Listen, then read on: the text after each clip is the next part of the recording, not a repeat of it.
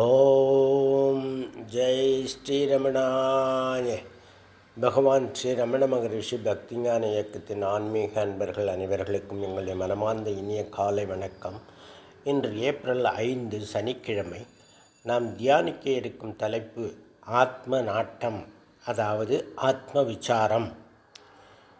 3 அவஸ்தைகளில் ஆழ்ந்த உறக்கத்தில் மனம் ஆத்மாவில் சற்று ஓய்ந்து இருந்தாலும், மற்ற 2 நிலைகளில் கனவு நிலையில் கொஞ்சம் ஓய்ந்தும் ஓயாமலும், நனவு நிலையில் மிகவும் வீரியமாகவும் செயல்படுகிறது. அதுவும் இன்றைய அவசர காலகட்டத்தில் மனதிற்கு ஏற்படும் புற அழுத்தம் ஒரு பக்கம் என்றால், நமக்கு நாமே அவசியமில்லாமல் ஏற்படுத்தி கொள்ளும் மன அழுத்தம் அதிகமாகவே உள்ளது. எங்கே நிம்மதி, எங்கே நிம்மதி, அங்கே எனக்கோர் இடம் வேண்டும் என்று சிவாஜி கணேசன் புதிய பறவையில் பாடியது போல் நாமும் பாடத் தோன்றுகிறது. மனம் அமைதி பெறுவது எப்படி? மனம் எப்படி அடங்கும்? பகவான் ரமணர் நான் யார் என்னும் ஆத்ம விசாரணையால் தான் மனம் அடங்கும் என உபதேசிக்கிறார். ஆழ்ந்த உறக்கத்தில் ஆன்மா எண்ணங்களற்று இதயத்தில் உள்ளலற உள்ளத்தே நான் நான் என்று ஏகமாய் பிரகாசிக்கிறது. விழித்தவுடன் நான் இந்த உடல் என்னும் அகந்த எண்ணம் உண்டாகிறது. அதை பற்றி கொண்டு மற்ற எண்ணங்கள் தோன்றுகின்றன. இப்போது தான் யார் என்ற குழப்பம் ஏற்படுகிறது. உதாரணமாக, ஒரு மாநிலத்தில் முதல்வர் இருப்பார். முதல்வர் மட்டும் இருந்தால் ஏகமாய் அவர் மட்டும் இருப்பார், குழப்பங்கள் இருக்காது. துணை முதல்வர் என்று ஒருவர் நியமிக்கப்பட்டு அவர் முதல்வரை விட அதிகாரம் மிக்கவராய் திகழ்ந்தால், இது உதாரணம் மட்டுமே, யாரையும் குறிப்பிடுவதல்ல.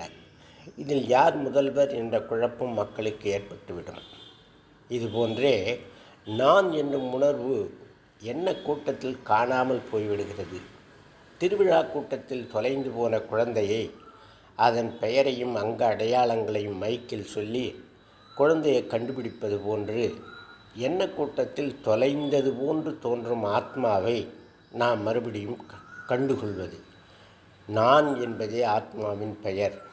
நான் யார் என்று வாயால் சொல்லாது மனதால் கருதி கொண்டே இருந்தால், நான் என்பது வாஸ்தவத்தில் ஆத்மாவே ஆதலால் குழப்பங்கள் நீங்கி நம்மை அதன் மூலத்தில் கொண்டு சேர்க்கும்.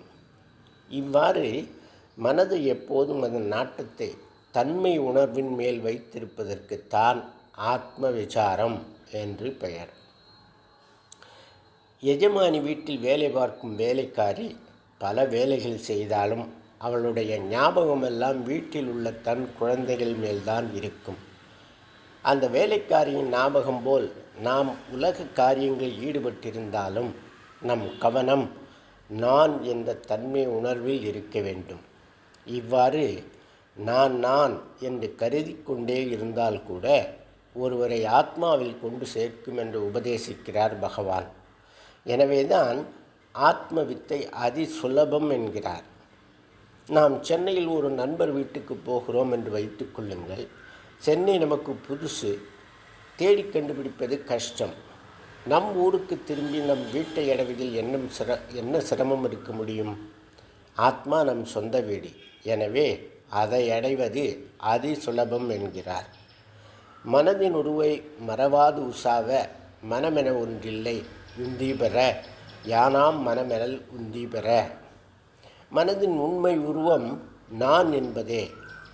நான் யார் என்று கருதி கொண்டே இருந்தால் மற்ற எண்ணங்கள் எல்லாம் அழிந்து, இறுதியில் நான் என்னும் எண்ணமும் பிணம் சுடு தடிபோல் அழிந்து, நான் நான் என்னும் மனதின் உண்மை சுரூபமாக ஆத்மா ஒளிரும்.